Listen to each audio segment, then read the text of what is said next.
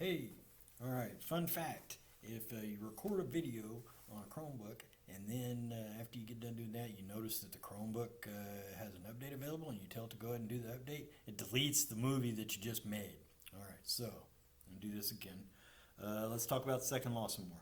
So, one of the things that we get out of the second law is that you cannot convert random thermal energy to usable mechanical energy with 100% efficiency. So we say that, but well, what does that mean? Well, it means that heat engines aren't 100% efficient. And yet we have a lot of heat engines. We have a lot of things that are so-called heat engines. Automobiles, we burn gasoline. In power plants, we burn coal. We have we fission uranium. We do a lot of things to generate heat in order to take that heat and turn it into some higher form of usable energy. That's what we do. The second law says we can't do that with 100% efficiency. So we want in this lecture to see exactly what the second law says about taking random energy as heat and turning it into usable work. That's what we want to kind of talk about. So if we can't do it with 100% efficiency, well, how well can we do it? Well, that depends on what we're doing. So here's a statement we want to look at that was made by Lord Kelvin and Planck. And it says that it is impossible to build a heat engine operating in a cycle that extracts heat from a reservoir and delivers an equal amount of work back. And in a cycle is an important part of that sentence. So we want to talk about that briefly. You can extract random heat and change it into and use 100% of that for work, but it's a very brief amount of time. Not in cyclic engines. This isn't really possible, and you're going to see why here in a few minutes. Basically, what they're saying when they say that you can't do that with 100% efficiency is they're saying that the entropy must increase, which is what we talked about the second law meeting previous. It's just a more restrictive statement that's specifically applied to heat engines for this. What does it look like if we take 100% of the energy pulled from a heat source and change that into 100%, to change all of that into work? What does it look like? So let's draw a quick picture of that. Come over here and okay, here's our hot reservoir, temperature hot, and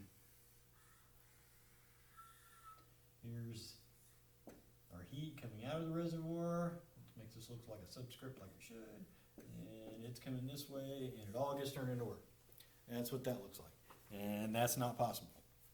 It's just not. Okay, by necessity, some of that heat's going to get wasted, and it here is what that would look like. So what is it really supposed to look like if some of it's going to get wasted? So we're going to do something like that.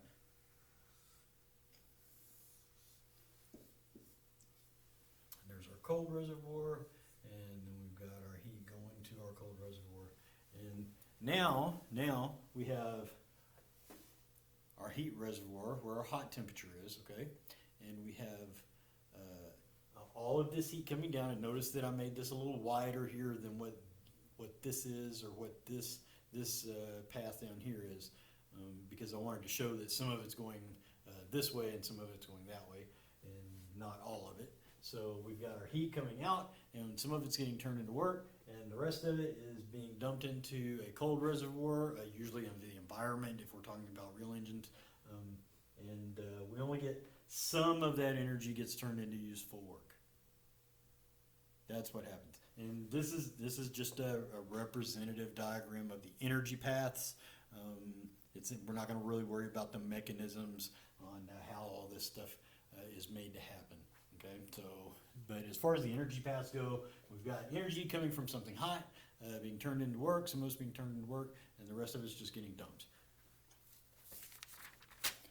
Now, typically in the case of real engines, we said that a lot of the energy is transferred to the environment, and that's why your car has a radiator on it, okay? Because the water that's flowing through the engine that has to keep the engine cool gets passed through the radiator. The radiator's usually got a lot of fins, so it's got a lot of surface area that the outside air can come into contact with and carry some of that heat away as you're driving down the road, okay? And that cools the water off, and then it gets run back through your engine block again, and it gets heated up and cooled down, and that keeps your engine from overheating and becoming not useful. Okay, so what's another example? Oh, another example. Okay, so another example is like cooling stacks on a power plant. You've probably seen these. If you haven't seen these, you've probably at least seen pictures, or if you watch The Simpsons, you've seen pictures of it on The Simpsons.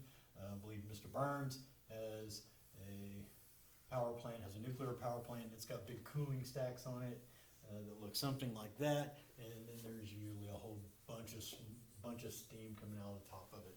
Okay, and that's where we're just that's our cold sink. They're just dumping heat into the atmosphere because we can't turn it all into useful work. It's kind of a pain. But the perfect heat engine is not a thing that's possible. Okay, it's not a thing that's possible. It's not because somebody decided it's impossible. It's not because somebody didn't try hard enough. It's not because the right guy hadn't come along and figured out a better way. It's because, per the way things work, you're always going to lose some of the energy you drew that you got from heat. Some of it's going to get dumped, and some of it's going to be work. And that's just the way it works. So let's explore that. So before we get to real heat engines, I want to talk about a guy named Sadi Carnot, and he came up with what is referred to as a Carnot engine. And what he was able to do with his Carnot engine is he was able to talk quantitatively about the efficiency of the engine. That's the big thing with the Carnot engine. So real engines aren't really built like Carnot engines. In principle, they could be, but they're not. The big difference between a real engine and a Carnot engine is a Carnot engine is treated as if it's reversible. So if you do if your processes are moving slowly enough, then and moving in very very small amounts, then there's an equilibrium that's maintained where you could actually undo that and reverse it and go back the other way. So we'll talk about and if things go back the other way, if you're taking wasted heat and drawing it from a cold reservoir and dumping it back into a hot reservoir with work, that's kind of backwards, but we have a name for that, and it's called a refrigerator, and we're going to talk about that in a minute. But first, we just want to talk about a Carnot engine. So, in keeping in time with what's going on in the world right now, Carnot died at the age of 32 during a cholera epidemic, and incidentally, most of his books were buried with him. Most of his work, they buried those with him in an effort to prevent the spread of disease. They thought, okay, if nobody can get in contact with sick people's stuff, then that'll cut down the number of sick people. And so we don't know as much about his work as we would like, and we believe because of that. But let's talk about what a Carnot engine is. So we're going to look at it like a PV diagram. So let's draw a PV diagram. PV, pressure, volume, okay? And I'm going to make it big. It's going to take up a lot of room. So here's my graph, and we've got pressure over here, and volume down here. And this is just generic volume, generic pressure, and so well, let's draw a picture of our mechanism. Okay, so we're gonna have a reservoir of heat. So here's our hot temperature, and here's our cold temperature. So here's our hot reservoir and our cold reservoir. And in contact with our hot reservoir, we're going to put a piston, or a cylinder rather, and there's going to be a piston inside the cylinder, and it's going to be connected to, let's call this a wheel. Okay, and what we want is the wheel to turn. That's the work that we want done. We want the wheel to turn. So that's where we start. So if we start, let's make this point A is our starting point, and so we start transferring heat due to conduction. Okay, so we've got heat in our hot reservoir. It's going into our cylinder. It's heating up the gas inside the cylinder. It's going to make that piston move. So it does that. So as the piston gets pushed out, all right, in the cylinder, the volume available inside the piston for the gas to exist is going to get greater. Okay, so the volume is going to go up. But since the volume's getting bigger, then the pressure is going to go down. Okay, but it's going to remain the same temperature because we're attached to this heat reservoir.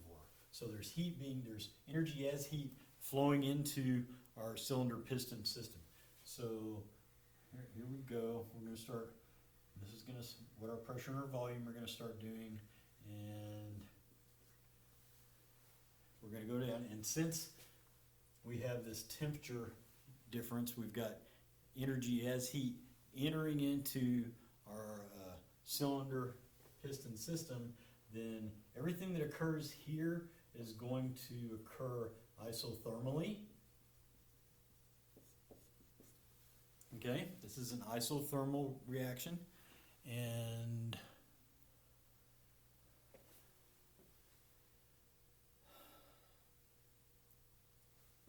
everything's backwards. Okay, let me see if I can fix that.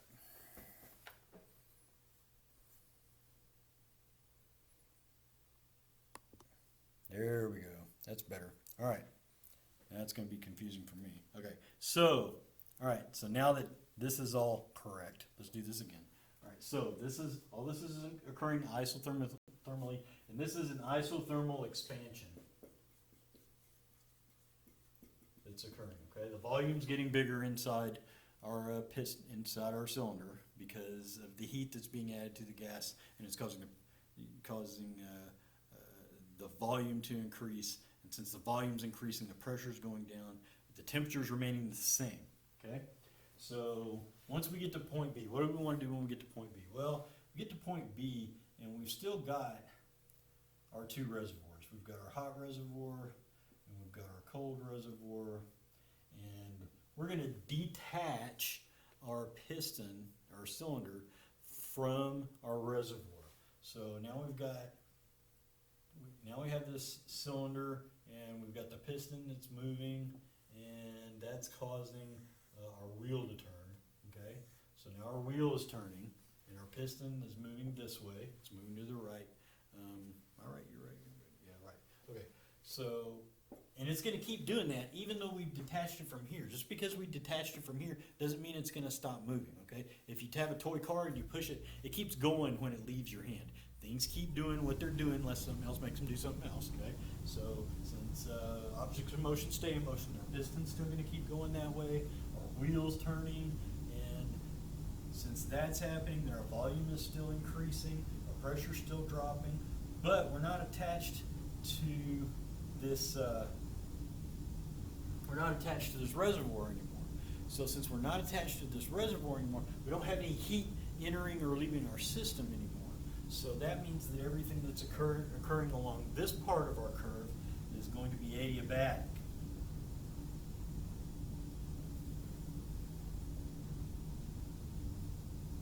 Okay, so we've got adiabatic expansion happening here along this curve. Okay, and it's because so the temperature is going to change. The temperature is going to start changing in here because we have a volume increase still because our piston's still moving that way. But what else is going to happen? Okay, so we do this keeps moving, then we get down here to point C. Well, we want this to keep occurring, all right? We've detached this here, and it will eventually stop. It will eventually hit the end of the cylinder, and it won't move anymore. We're assuming that we've got some kind of enclosed cylinder where this will be blocked, and we don't have to worry about our piston shooting out of the cylinder or anything like that. So at some point, this movement's going to stop because our cylinder isn't infinite. So we want this to repeat. Well, in order to get this to repeat, we have to make this piston come back the other way, so that it looks kind of like it did up here. So how are we going to do that? Well, we have this hot temperature. We have we have a heat reservoir, okay, a hot heat reservoir up here, but we also have this other one that we're calling our cold reservoir. Okay, and what we're going to do is we're going to attach this guy. We're going to attach our cylinder to our cold reservoir. Okay. When we do that, well, this is going to keep turning like that. Okay, it's designed so that keeps happening, and then that guy's going to keep that piston is going to start going back the other way, and this volume is going to decrease. So if the volume is decreasing, we're going to come back this way. Okay, so coming back this way.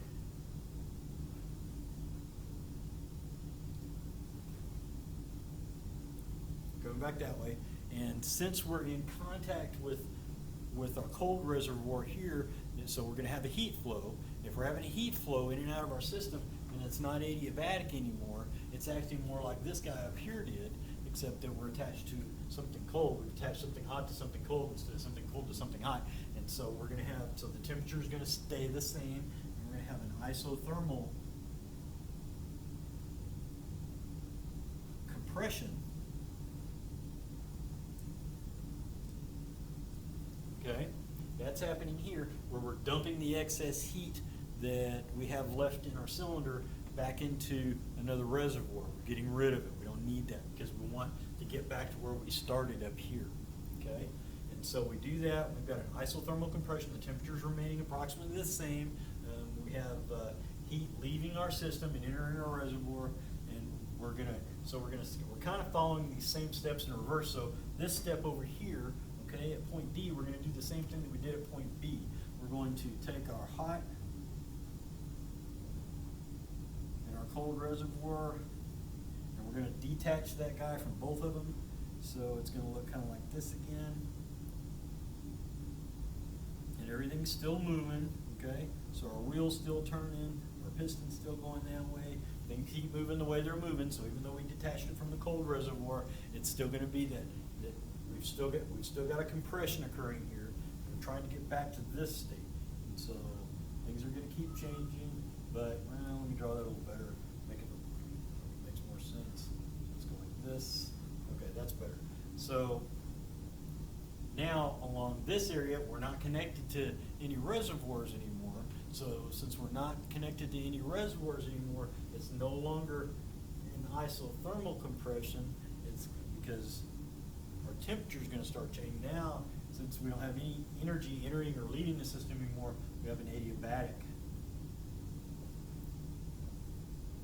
compression. And that gets us back to where we started here. So now that I'm done drawing all of this, so let's walk through it. Let's note in the isothermal expansion, okay, this is where we're doing work on the system. We're adding heat to the system from our heat reservoir. We're doing work. We've got an isothermal expansion here where the heat reservoir is maintaining the temperature in here even though the volume is changing. And then we get here and we detached our cylinder and our piston from the reservoir, and things kept going, all right? We know that's one of Newton's laws, things in motion continue in motion, all right? So our piston's still moving, our volume inside our cylinder is still increasing, our wheel's still turning, but we don't have any heat transfer anymore, so now it's an adiabatic expansion, okay? And we get down here, but we want to be able to repeat this, so we attach our cylinder to our cold reservoir.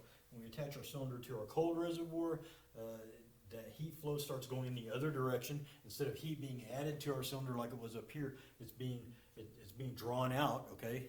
So just naturally, the way things work, the heat's going to go towards the cold reservoir, and this starts compressing again, so our volume decreases. We've got an isothermal compression because the temperature flow here is maintaining the same temperature, okay? And then we get up here and we detach it again. And again, our volume is still decreasing, our piston's still going farther into the cylinder, our wheel's still turning, but since we're not attached to either one of these reservoirs anymore, there's no heat exchange in or out of our system, so we've got an adiabatic compression occurring again, okay? And then we end up back up here at point A where we reattach to our hot reservoir and we start all over. So here, right here, this is our point where we're losing some of the heat that we extracted from here. We're just dumping it and it's just wasted heat. That's what's occurring there. There's the wasted heat that we talked about that has to happen in order to get us back to where we started.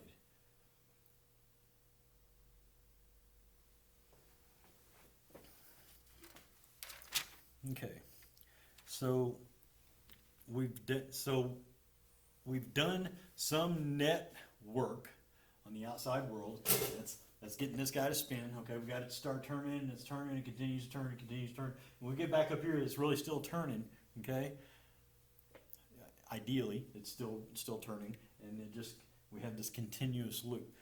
But we had to put some work in. If this was a fixed reservoir, okay, and this is a fixed reservoir, and there's no additional heat can be added to this reservoir, then what happens is heat goes into our system from this reservoir, and then we get back down here and it leaves the system, and eventually if heat leaves here and keeps entering here, at some point these two reservoirs are going to be the same temperature, and if these two reservoirs become the same temperature, then none of this other stuff works anymore. We've exhausted our energy source. So we have to keep replenishing it if we want this to keep happening, and that's when we're talking about putting gas in your car, buying more uranium to fission in a reactor in order to get our nuclear power plants to work, and things like that. If we don't keep adding fuel, okay, this doesn't work. You can't get something from nothing. So let's look quantitatively at the Carnot engine and talk about its efficiency. So efficiency, if I write over here, okay, I'm going to write over here for now. So efficiency is essentially what we want.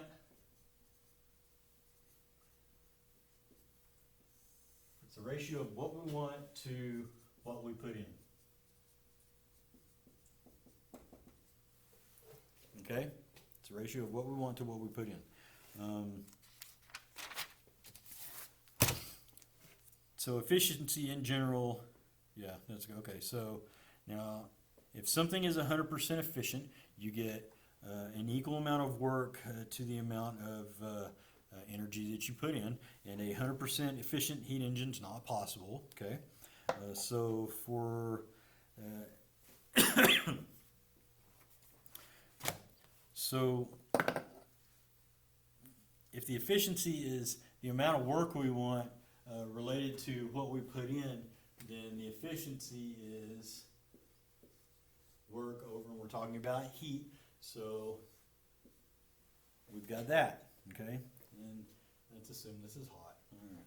So we've got that. Efficiency is the ratio of work to the amount of energy we put in. From the first law of thermodynamics, we know that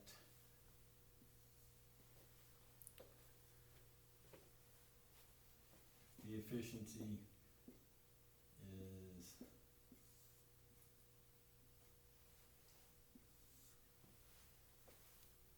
this. Okay? So it's the hot reservoir minus whatever we took out of it divided by what we're putting in. Okay? So this is actually equivalent to the work.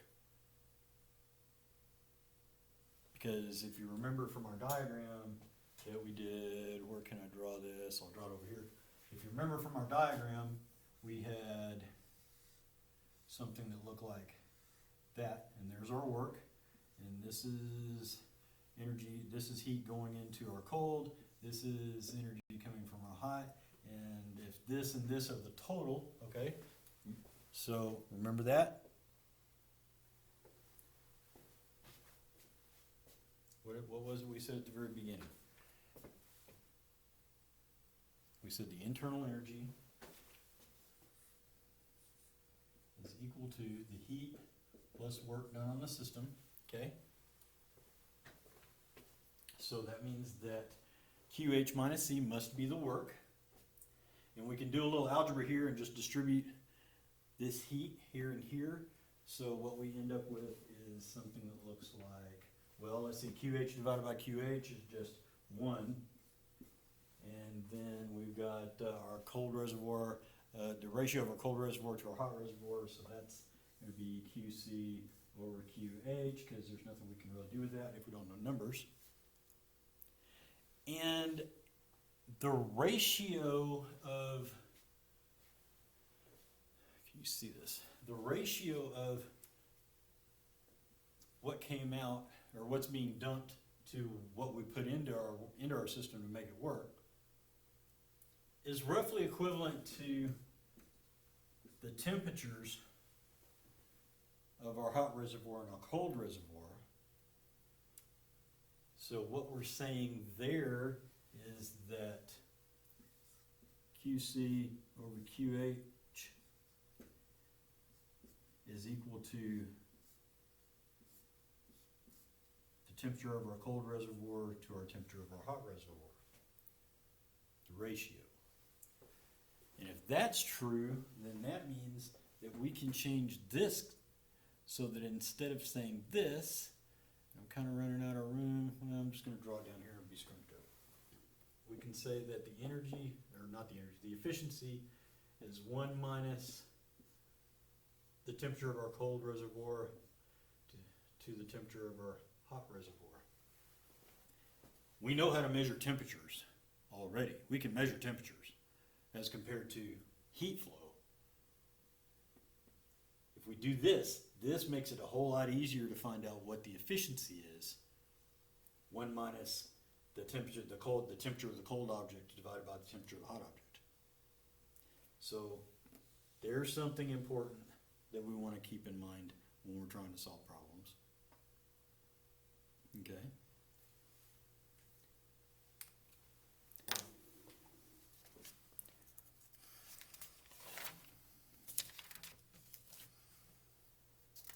So yeah, there it is, Carnot engine, Carnot efficiency.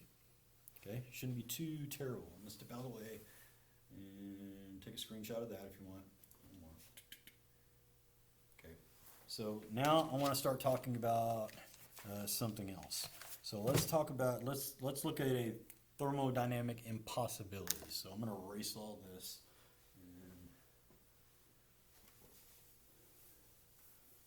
Nice clean board. By the way, they came in, they did a really good job. They cleaned the whole board in our physics room, and all that stuff is gone, even though I said do not erase, and so we get to put all that back.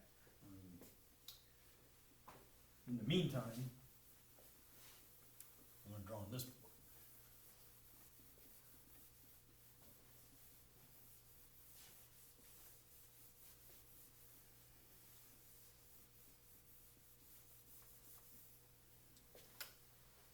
Okay, so what did I say? Oh yeah, let's talk about a thermodynamic impossibility. Okay, so let's insulate our system. So poof, insulated. Okay, and then we'll have a couple of reservoirs like this, and this one's going to be hot, and this one's going to be cold. And we know that if we have these two reservoirs inside a closed system, that they're going to interact, and we're going to have a heat flow. And that at the end of it, we're going to have a couple of warm things as opposed to cold or hot.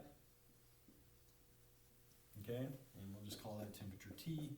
And basically, we've already talked about if these two things are the same temperature, then we can't get any usable work out of that. It's going to be hard to do.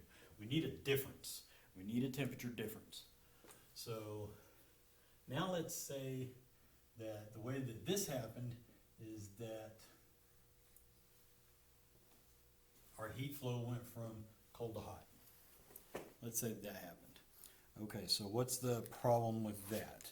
Well, the problem with that is that that doesn't happen spontaneously. Okay, we don't have heat flow from cold objects to hot objects. That's not what occurs. So this is a no-no. This doesn't occur. All right, that's bad. Now, having said that, we're still talking about a refrigerator. Oh, wait, we're talking about a refrigerator again. I said we're still talking about it. We're talking about a refrigerator. Okay, so if we're talking about a refrigerator, let's have an example of that. So if I have a drink, if I have a canned drink and it's lukewarm or room temperature and I put it in the refrigerator, and then heat is extracted from the can, okay, and usually where does that heat go? Well, if it just went into the air inside the refrigerator, then the refrigerator would get warmer every time we put something warm into it, and that's not what happens. So the heat has to go somewhere else. If you've ever reached behind your refrigerator and feel the back of your refrigerator, some of them the coils are exposed so that you can see them, other ones are not. But usually you put your hand back there and you'll notice the back of your refrigerator, there's a lot of heat coming off the back of your refrigerator. Okay, so, and it's usually much hotter than whatever it is you put in there. So if you take a drink that's room temperature and you put it in the refrigerator, you have heat coming from something cooler, okay, that's whatever your drink is, and it's being placed, it's being transferred to a hotter reservoir, which is the back of your refrigerator, and that's not how that works. Okay, so what are we saying? Well, let's see what somebody else says. Okay, so there's a guy named Clausius, and what he said is his statement on the second law says that it's impossible to build a refrigerator operating in a cycle, okay, there's that in a cycle thing again, whose sole effect is to transfer heat from a cooler object to a hotter object. And what he's saying is that won't happen spontaneously. So what does that look like? Okay, well, let's see what it looks like. It looks like this. So here's our here's our hot reservoir, and then here is our cold reservoir, okay? And then we have our heat flow from the cold part becoming the heat flow into our hot part, and that's what that looks like. But this doesn't work. Speaking of work, that's what we need. Okay, so if we want this to work, what we need to do is I'm going to move some of this stuff over, so I'm going to do this somewhat to scale.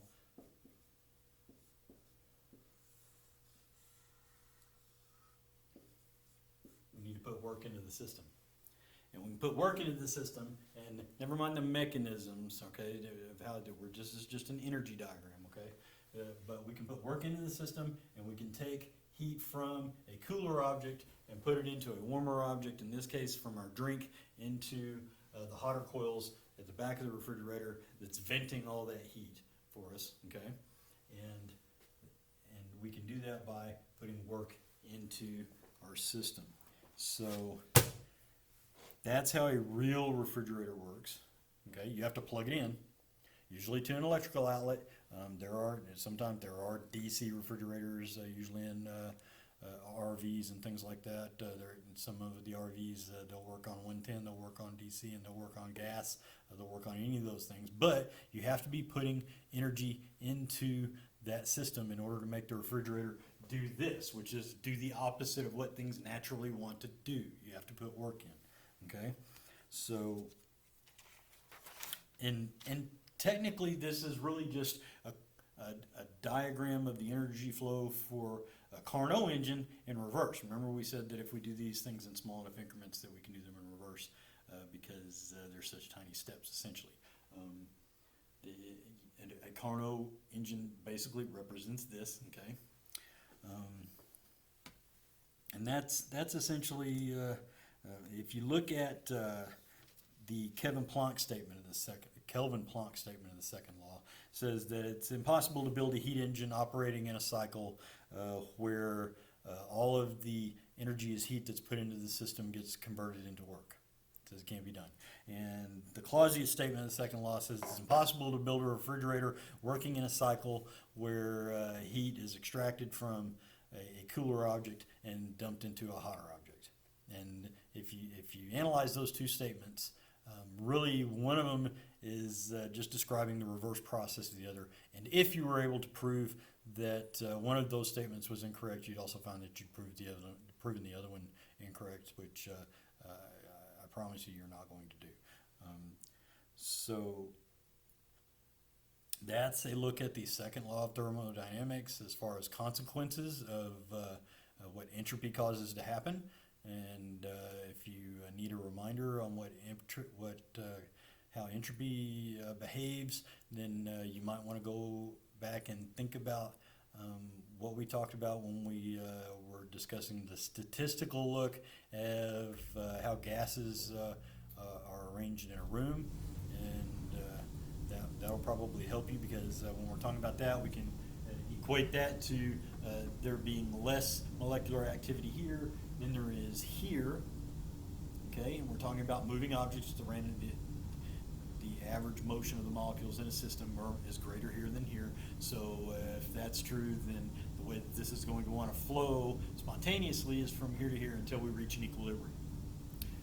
Okay, so that's how the second law applies to heat engines and refrigerators, two things that we use all the time in real life, and making those things more efficient is something that's very productive to do, and it's a worthy avenue of study.